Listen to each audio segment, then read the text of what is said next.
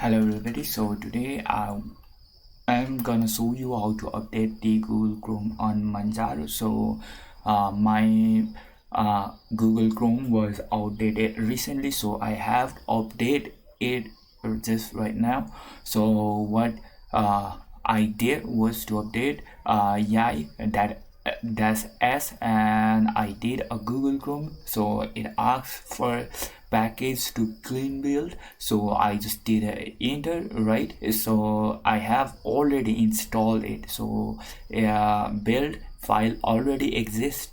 So what I did was to do a enter, then it shows me the latest version that it downloaded. So in order to install it, so what you need to do is to do enter. After that you hit the password and you will get the net upgrade size is 14.88. If there is no upgrade, so it will show 0 MB. After doing that, it will install it. Thank you guys.